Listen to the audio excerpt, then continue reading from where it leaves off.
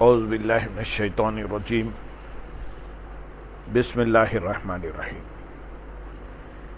برادران عزیز و معزز خواتین،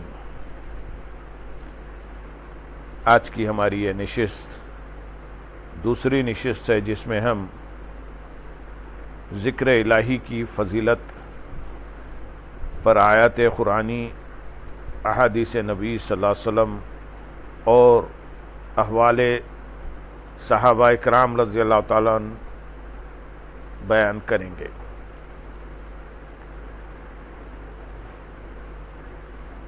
حضور نبی اکرم صلی اللہ علیہ وسلم ارشاد فرماتے ہیں، جو لوگ اللہ تعالیٰ کا ذکر کرنے کے لیے جمع ہوتے ہیں، فرشتے انہیں گھیر لیتے اور رحمت انہیں ڈھانپ لیتی ہے، اور اللہ تعالیٰ فرشتوں کے سامنے ان کا چرچا فرماتا ہے۔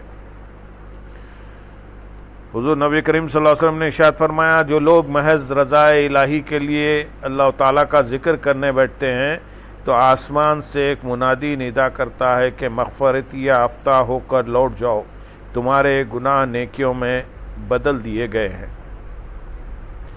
آپ صلی اللہ علیہ وسلم نے ارشاد فرمایا، جب کوئی قوم کسی مجلس میں بیٹھے اور اس میں نہ تو اللہ تعالیٰ کا ذکر کرے اور نہ ہی مجھ پر درود پاک پڑھے تو بروز قیامت یہ مجلس ان کے لیے حسرت کا باعث ہوگی۔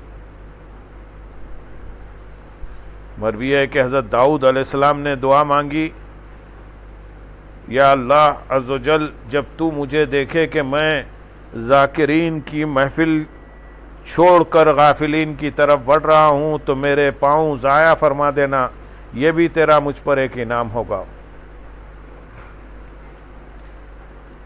سرکار دو عالم صلی اللہ علیہ وسلم کا فرمان عالی شان ہے، اچھی محفل مومن کے لیے 20 لاکھ بری مجلسوں کا کفارہ ہے۔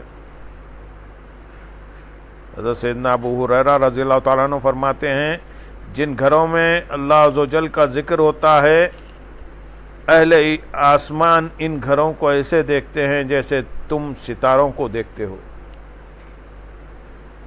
حضرت سیدنا سفیان بن عینیہ رحمۃ اللہ علیہ فرماتے ہیں، جب لوگ ذکر اللہ کے لیے جمع ہوتے ہیں تو شیطان اور دنیا علیحدہ ہو جاتے ہیں۔ شیطان دنیا سے کہتا ہے، تو دیکھ رہی ہے کہ یہ کیا کر رہے ہیں؟ دنیا کہتی ہے، انہیں چھوڑ دے، جو ہی یہ ذکر سے غافل ہوں گے میں انہیں گردنوں سے پکڑ کر تیرے حوالے کر دوں گی۔ حضرت سیدنا ابو ہریرہ رضی اللہ تعالیٰ عنہ ایک مرتبہ بازار میں تشریف لائے اور فرمایا، لوگو، میں تمہیں یہاں دیکھ رہا ہوں، حالانکہ مسجد میں سرور کائنات صلی اللہ علیہ وسلم کی میراث تقسیم ہو رہی ہے۔ لوگ بازار چھوڑ کر مسجد کی طرف گئے مگر انہیں کوئی میراث بڑھتی دکھائی نہ دی۔ انہوں نے حضرت سیدنا ابو ہریرہ رضی اللہ تعالیٰ عنہ سے کہا، ہم نے تو مسجد میں کوئی میراث تقسیم ہوتے نہیں دیکھی۔ آپ رضی اللہ تعالیٰ عنہ نے پوچھا، پھر تم نے وہاں کیا دیکھا؟ بولے، ہم نے دیکھا وہاں کچھ لوگ اللہ تعالیٰ کا ذکر کرنے اور قرآن مجید کی تلاوت میں مشغول ہیں۔ آپ رضی اللہ تعالیٰ عنہ نے فرمایا، یہی تو رسول اللہ صلی اللہ علیہ وسلم کی میراث ہے۔ حضرت سیدنا ابو ہریرہ رضی اللہ تعالیٰ عنہ اور حضرت سیدنا ابو سعید خدری رضی اللہ تعالیٰ عنہ سے مروی ہے کہ حضور نبی اکرم صلی اللہ علیہ وسلم نے فرمایا، اللہ عز و جل نے نام اعمال لکھنے والے فرشتوں کے علاوہ ایسے فرشتوں کو پیدا فرمایا جو زمین میں سیاحت یعنی سیر کرتے رہتے ہیں۔ جب وہ کسی قوم کو ذکر میں مشغول پاتے ہیں تو ایک دوسرے کو پکارتے اور کہتے ہیں، اپنے مطلوب کی طرف آؤ۔ پھر وہ سب جمع ہو جاتے ہیں اور اہل ذکر کو آسمان تک گھیر لیتے ہیں۔ اختتام محفل کے بعد جب واپس لوٹتے ہیں تو اللہ عز و جل ارشاد فرماتا ہے، میرے بندوں کو تم نے کس حال میں چھوڑا؟ وہ کیا کر رہے تھے؟ فرشتے عرض کرتے ہیں، یا اللہ عز و جل، وہ تیری حمد، تیری بزرگی اور تسبیح بیان کر رہے تھے۔ ارشاد فرماتے ہیں، کیا انہوں نے مجھے دیکھا ہے؟ فرشتے عرض کرتے ہیں، نہیں۔ اللہ عز و جل ارشاد فرماتے ہیں، اگر وہ مجھے دیکھ لیں تو؟ فرشتے عرض کرتے ہیں، اگر وہ تجھے دیکھ لیں تو اور بھی زیادہ تیری تسبیح اور تحمید بیان کریں۔ ارشاد فرماتے ہیں وہ کس چیز سے پناہ مانگ رہے تھے؟ عرض کرتے ہیں جہنم سے اللہ عز و جل ارشاد فرماتے ہیں کیا انہوں نے جہنم کو دیکھا ہے؟ فرشتے عرض کرتے ہیں نہیں۔ اللہ عز و جل ارشاد فرماتے ہیں اگر وہ جہنم کو دیکھ لیں تو ان کی کیا حالت ہو؟ عرض کرتے ہیں اگر وہ اسے دیکھ لیں تو اور زیادہ اس سے بھاگے اور نفرت کرے۔ اللہ تعالیٰ ارشاد فرماتے ہیں وہ کس چیز کا سوال کر رہے تھے؟ فرشتے عرض کرتے ہیں وہ جنت طلب کر رہے تھے۔ ارشاد فرماتے ہیں کیا انہوں نے جنت کو دیکھا ہے؟ عرض کرتے ہیں نہیں۔ اللہ عز و جل ارشاد فرماتے ہیں اگر وہ جنت کو دیکھ لیتے تو کیا کرتے؟ فرشتے عرض کرتے ہیں اس کی طلب میں اور زیادہ کوشش کرتے۔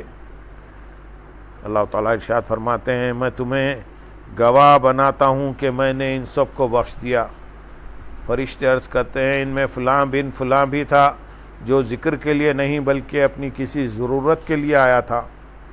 اللہ تعالیٰ ارشاد فرماتے ہیں یہ ایسے لوگ ہیں جن کا ہم نشین بھی محروم نہیں رہتا۔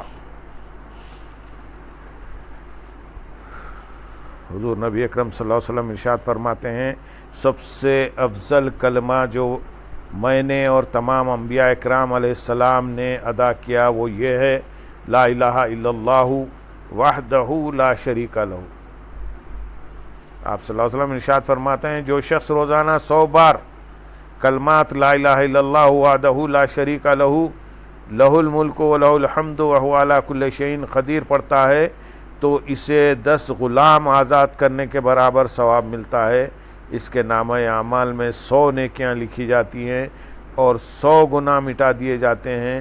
وہ اس دن شام تک شیطان سے محفوظ رہتا ہے اور اس سے بڑھ کر کسی اور کا عمل نہیں ہوتا مگر یہ کہ کوئی اس سے زیادہ بار یہ کلمات پڑھے۔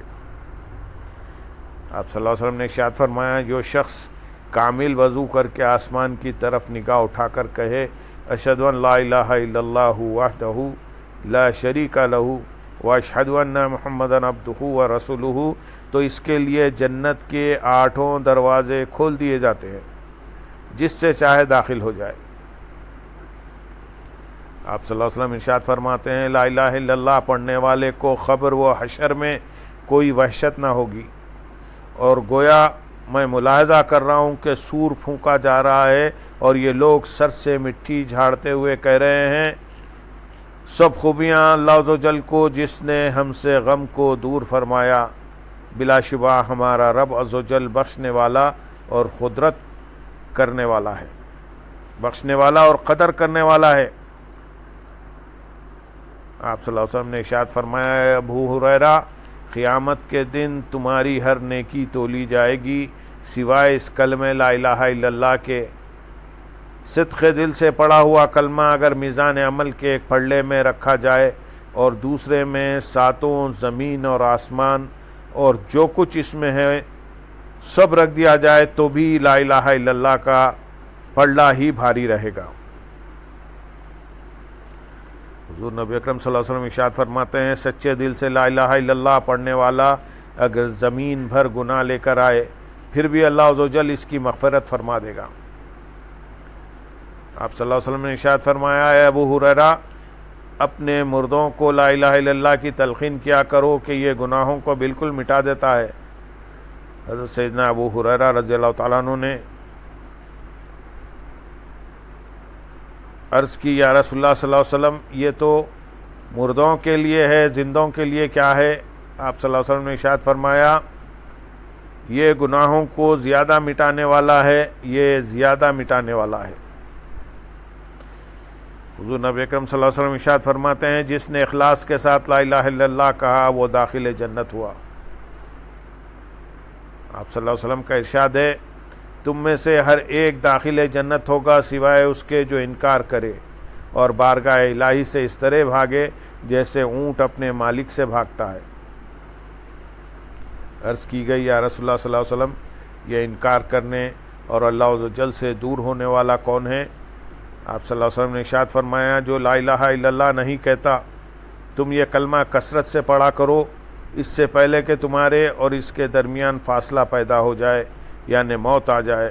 یہ کلمہ توحید ہے یہ کلمہ اخلاص ہے، یہ پرہیزگاری کا کلمہ ہے، یہ پاکیزہ کلمہ ہے، یہ دعوت حق ہے، یہ محکوم گرا ہے، یہ جنت کی قیمت ہے۔ اللہ عز و جل قرآن پاک میں ارشاد فرماتے ہیں هل جزاء الاحسان الا الاحسان۔ اس آیت کی تفسیر میں کہا گیا ہے کہ دنیا میں احسان لا الہ الا اللہ کہنا ہے، جس کے بدلے آخرت میں جنت ہے۔ اسی طرح ایک اور مقام پر ارشاد ہوتا ہے بھلائی والوں کے لیے بھلائی ہے اور اس سے بھی زائد۔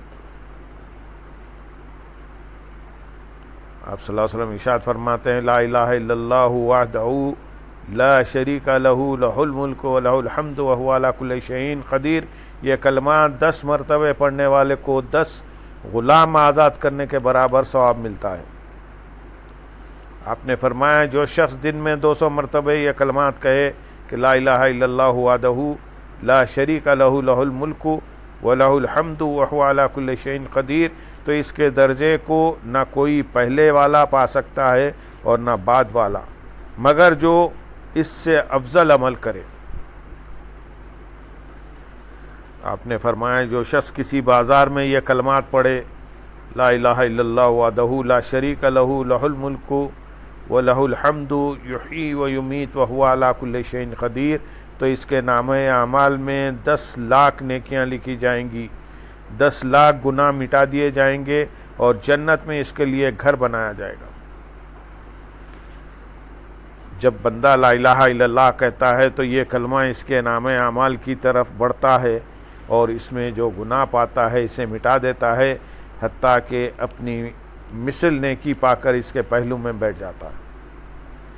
آپ نے فرمایا جس شخص نے 10 مرتبہ یہ کلمات پڑھے لا الہ الا اللہ وحدہ لا شریک لہ لہ الملک و لہ الحمد وہو علی کل شیء قدیر، گویا اس نے اولاد اسماعیل میں سے 4 غلام آزاد کیے۔